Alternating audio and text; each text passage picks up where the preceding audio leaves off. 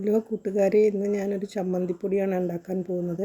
ഇതിനായിട്ട് 2 നാളികേരം പാലൊക്കെ പിഴിഞ്ഞ് കളഞ്ഞ് ചെറിയ ഉള്ളിയും കൂട്ടിയിട്ട് ഉരുളിയിലേക്ക് ഇട്ട് കൊടുത്തിട്ടുണ്ട്. ഇനി ഇത് നന്നായി കൈവിടാതെ ഇളക്കിക്കൊണ്ടേയിരിക്കണം. ഇത് കരിഞ്ഞു പോവാതെ നോക്കണം, കാരണം എണ്ണയൊന്നും ഒഴിക്കാതെയാണ് ഇത് വറുത്തെടുക്കേണ്ടത്. അപ്പോൾ ചെറിയ ഉള്ളി ഇതിലേക്ക് ചെറുതായി അരിഞ്ഞു കൊടുത്തത് ഇത് പൊടിക്കാൻ എളുപ്പത്തിനാണ് കേട്ടോ.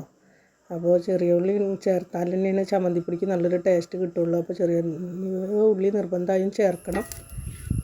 എന്നിട്ട് അത് ചേർത്തതിന് ശേഷം നമുക്ക് ഇനി ഇതിലേക്ക് ഇട്ട് കൊടുക്കേണ്ടത് വറ്റൽമുളകാണ്. അപ്പോൾ വറ്റൽമുളകും കൂടെ ഇട്ട് കൊടുത്തിട്ട് നമുക്ക് നന്നായിട്ടൊന്ന് ഇളക്കി കൊടുക്കാം. വറ്റൽമുളക് ഇട്ട് ഇളക്കി കൊടുത്തതിന് ശേഷം ഇനി കുരുമുളക് ഇതിലേക്ക് ഇട്ട് കൊടുക്കണം. ആ കുരുമുളകും വറ്റൽമുളകും കൂടി രണ്ടിൻ്റെയും കൂടിയുള്ള എരിവ് ചെന്നാലാണ് നമ്മുടെ ചമ്മന്തിപ്പൊടിക്ക് നല്ലൊരു ടേസ്റ്റ് കിട്ടുള്ളൂ കേട്ടോ. അപ്പോൾ അതും കൂടെ ഇട്ട് ഇളക്കി കൊടുത്തതിന് ശേഷം ഇനി ഇട്ട് കൊടുക്കുന്നത് കറിവേപ്പിലയാണ്. കറിവേപ്പില നല്ല മണവും രുചിയൊക്കെ തരുന്ന ഒന്നാണ് നമ്മുടെ ചമ്മന്തിപ്പൊടിക്ക്. അപ്പോൾ കറിവേപ്പിലയും കൂടി ഇട്ട് നല്ലവണ്ണം ഇളക്കി കൊടുത്തതിന് ശേഷം നമുക്ക് ഇതിലേക്ക് പുളി ഉപ്പൊക്കെ ഇട്ട് കൊടുക്കണം. അപ്പോഴാണ് നമ്മുടെ ചമ്മന്തിപ്പൊടി ശരിയാവുള്ളൂ. അപ്പോൾ ആ ചമ്മന്തിപ്പൊടിയിലേക്ക് ഒരു കഷ്ണം പുളി ഇട്ട് കൊടുക്കുന്നുണ്ട്. ഇനി ആവശ്യത്തിനുള്ള ഉപ്പും കൂടി ഇട്ട് എടുക്കണം.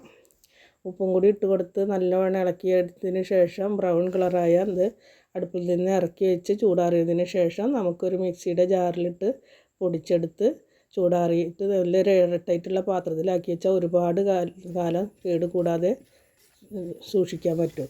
ഇത് നമുക്ക് ചോറിൻ്റെ കൂടെ, ചപ്പാത്തിയുടെ കൂടെ, ദോശയുടെ കൂടെയൊക്കെ കഴിക്കാൻ പറ്റും കേട്ടോ. അപ്പോൾ എല്ലാവരും ഉണ്ടാക്കി നോക്കി അഭിപ്രായമൊക്കെ പറയണേ.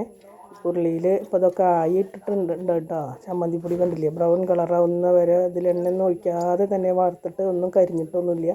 ഇതൊക്കെ ആയിട്ടുണ്ട്. അപ്പോൾ നിങ്ങൾ ഇതുപോലെ ചമ്മന്തിപ്പൊടിയൊക്കെ ഒന്ന് ഉണ്ടാക്കി നോക്കുന്നുണ്ട്. നമുക്ക് കൂട്ടാനൊന്നും ഇല്ലെങ്കിലും ചോറിലേക്കൊക്കെ കൂട്ടാനൊക്കെ നല്ല രസമായിരിക്കും കേട്ടോ.